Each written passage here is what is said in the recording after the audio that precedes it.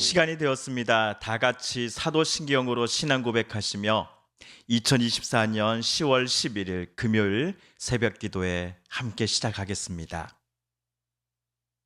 나는 전능하신 아버지 하나님 천지의 창조주를 믿습니다.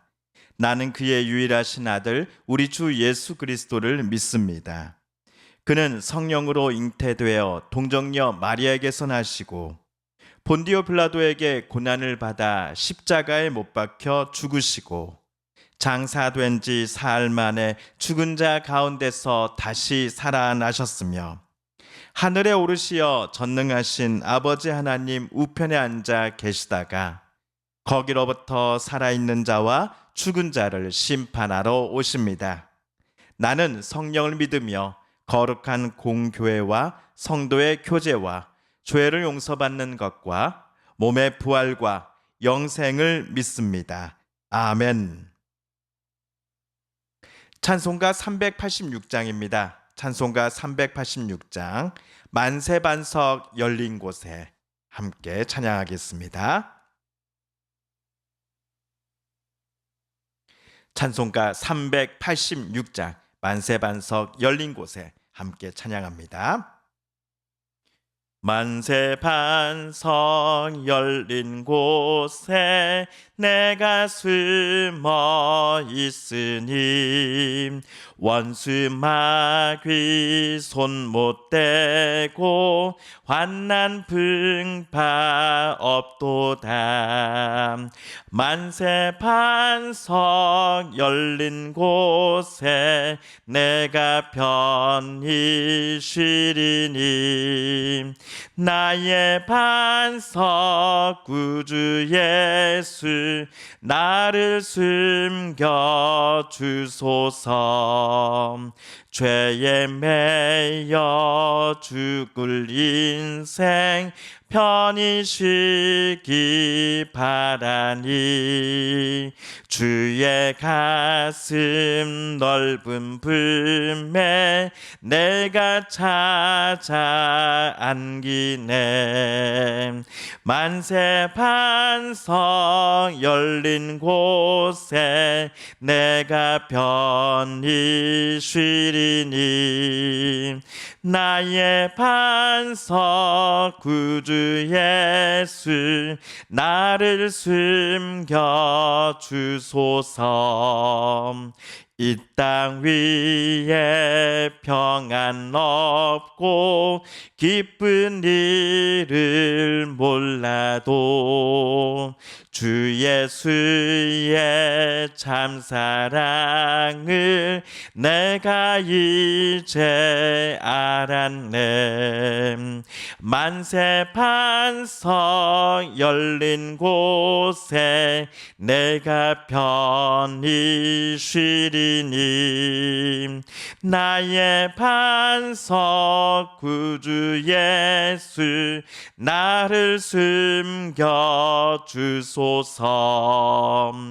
험한 풍파 지나도록 순풍으로 도우사 평화로운 피난처에 길이 살게 하소서. 만세반석 열린 곳에 내가 편히 쉬리니 나의 반석 구주 예수 나를 숨겨 주소서. 아멘.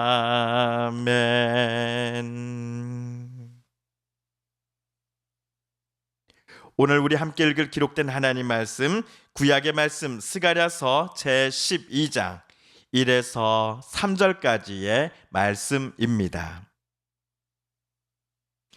구약 1323쪽경에 있는 스가랴서 제12장 1에서 3절까지의 말씀 오늘 함께 읽고 묵상합니다.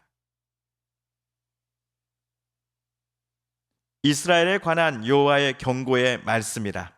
여호와 곧 하늘을 펴시며 땅에 터를 세우시며 사람 안에 심령을 지으신 이가 이르시되 보라, 내가 예루살렘으로 그 사면 모든 민족에게 취하게 하는 잔이 되게 할 것이라.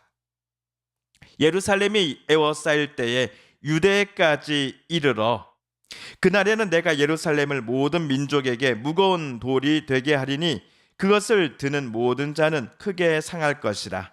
천하 만국이 그를 치려고 모이리라. 아멘.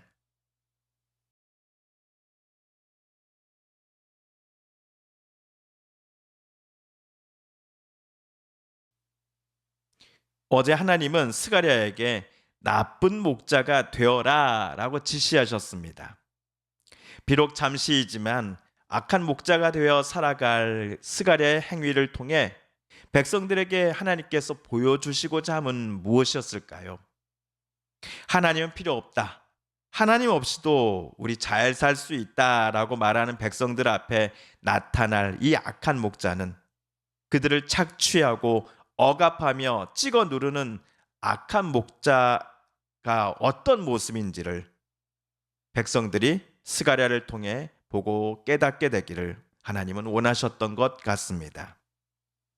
그제서야 유다 백성들은 악한 목자로부터 구원함을 받고자 하나님 앞에 간구하게 될 것입니다.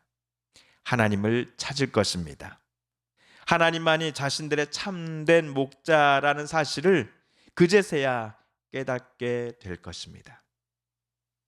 반면 하나님께서 백성들을 깨닫게 하시고자 회초리 삼으셨던 악한 목자가 하나님의 뜻에 벗어나 교만하고 자신이 마치 하나님처럼 생각한다면 하나님 반드시 이 악한 목자도 치신다라고 말씀하십니다. 악한 목자에 대한 경고가 바로 어제 우리가 읽은 11장 17절에 나와 있었습니다. 한편 오늘 12장에서는 스가랴를 통해 말씀하신 하나님의 음성이 기록되어 있습니다. 세 번역으로 우리 12장 1절을 함께 읽어봅니다. 시작. 주님의 말씀이다. 이것은 이스라엘을 두고 하신 주님의 경고의 말씀이다. 하늘을 펴신 분, 땅의 기초를 놓으신 분, 사람 안에 영을 만드신 분께서 말씀하신다. 오늘 1절에서 하나님은 누구에게 경고하고 계십니까? 이스라엘에게 경고하신다라고 적혀 있습니다. 11장 14절을 우리 잠깐 한번 보시면 유다와 이스라엘이라는 두 단어가 짝을 이루어 등장을 했습니다. 14절에서처럼 유다와 함께 언급되는 이스라엘은 거의 대부분이 이스라엘의 통일 왕조가 끝나고 남북으로 갈라졌던 시절 북쪽 왕국을 가리키는 표현입니다. 북쪽에 위치한 이스라엘 왕국을 줄여서 학자들은 편의상 북이스라엘이라고 부릅니다. 그들의 수도가 바로 사마리아이지요. 다시 우리 12장 1절을 보시겠습니다. 여기 1절에서는 이스라엘은 나왔는데 유다는 보이지 않습니다. 유다가 없이 이스라엘만 단독으로 등장했습니다. 이런 경우에 이스라엘이라는 단어는 북이스라엘만을 지목하는 것이 아니라 남유다까지 포함하여 이스라엘 백성 전체를 언급할 때 사용되는 것입니다. 그러므로 오늘 12장 본문은 남쪽 이스라엘이나 북쪽 이스라엘이나 가릴 것 없이 이스라엘 모든 백성들을 향해 경고하시는 하나님의 음성이 기록되어 있는 장입니다. 그런데 1절을 다시 보시면 많은 분들이 구약 성경의 첫 장인 창세기 1장에서 천지를 만드신 창조주 하나님을 떠올리시게 되었을 겁니다. 오늘 스가랴도 하나님의 말씀을 대언하면서 우리와 똑같은 생각을 하지 않았을까 싶은데요. 여호와 곧 하늘을 펴시며 땅에 터를 세우시며 사람 안에 심령을 지으시니 라는 표현을 해석할 때에 주석가들은 토기장이가 흙을 반죽하여 토기를 만들어내는 과정을 독자들에게 오늘 스가랴가 연상시키고 있다라고 이야기하기도 합니다. 헌데 이러한 창조주 하나님이 이스라엘 백성 전체를 향해 경고하신다라는 선지자의 외침을 들을 때에 여러분은 혹시 두렵지 않으셨습니까? 구약에서 이스라엘 백성들은 마치 본능적으로 하나님의 얼굴을 뵙기만 해도 자기들이 즉각 죽는다라고 알고 있었습니다. 하나님께서 이스라엘 백성들을 선택하시고 사랑하시며 그들과 함께 앞으로도 계속 나는 너희와 함께 할 거야 라고 하는 약속을 말씀해 주시는 순간에도 이스라엘 백성들은 모세 보고 우리의 중재자가 되어서 하나님의 말씀을 대신 듣고는 우리들에게 모세 어르신 전해 주시오라고 부탁할 정도였습니다. 왜냐하면 하나님 뵙기를 저들은 극도로 두려워했고 무서워했기 때문이었습니다. 거룩하신 하나님 앞에 감히 죄 많은 사람들이 나아갈 수 없다라는 것을 본능적으로 그들은 알고 있었기 때문이었겠지요. 하나님께서 백성에게 복을 주시겠다라고 이처럼 말씀하실 때에도 백성들이 두려워 떨며 하나님 뵙기를 한사코 사양했건만 오늘 이스라엘을 하나님께서 경고하신다라고 말씀하시니 백성들의 마음은 공포에 떨지 않았을까요? 다음으로 우리 2절 3절을 세 번역으로 읽어봅니다. 시작. 이제 내가 예루살렘을 잔으로 만들어 주변의 모든 민족을 취하게 하고 비틀거리게 하겠다. 예루살렘이 포위를 당하는 날에는 유다의 여러 성읍들도 다 포위를 당할 것이다. 그날에 세상 모든 이방 민족이 예루살렘에 대항하여 집결할 때에 내가 예루살렘을 바위가 되게 할 것이니 모든 민족이 힘을 다하여 밀어도 꿈쩍도 하지 않을 것이다. 그 바위를 들어 올리려고 하는 자는 누구든지 상처를 입을 것이다. 예루살렘과 유대 땅이 아닌 주변 민족들 또는 강대국들이 그 어느 날에 예루살렘과 유다의 모든 성읍들을 포위할 것이다 라는 것을 하나님은 말씀하십니다. 그런데 하나님은 예루살렘을 먼저 술이 담긴 술잔에 비유하십니다. 술에 잔뜩 취한 사람이 판단력이 흐려지고 중심을 못 잡은 상태로 이리저리 비틀거리곤 하지 않습니까?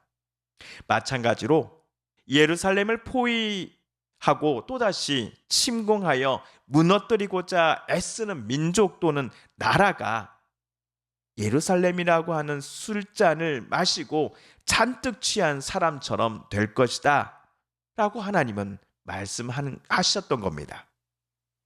과거처럼 예루살렘을 공격하여 항복을 받아내고 모든 땅을 잿더미로 만들어 버리고 싶어 했던 나라 또는 민족이 오히려 약해지게 될 것이다 라고 하나님은 오늘 말씀하셨습니다. 또한 하나님은 오늘 예루살렘을 무거운 바위에 비유하십니다. 계곡 바다에 깔려있는 예쁜 자갈들은 가볍지요. 반면 설악산 흔들바위를 여러분 한번 상상해 보십시오. 그 바위의 무게는 600톤으로 추정된다고 합니다. 만약 흔들바위와 같은 이 거대한 무게의 바위가 평범한 길에 놓여 있다라고 한번 가정해 보겠습니다. 이 600톤의 바위를 오직 사람의 힘만을 사용해서 다른 데로 치우려고 한다면 몇 명의 사람이 필요할까요? 성인 남자 8,400명 이상이 동시에 밀어야 한다라는 계산이 나온다고 합니다.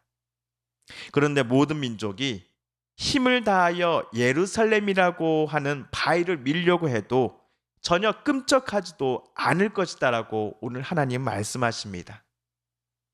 오히려 거대 바위나 다름없는 예루살렘을 들어 올리고자 하는 자가 다치게 될 거다라고 말씀하십니다.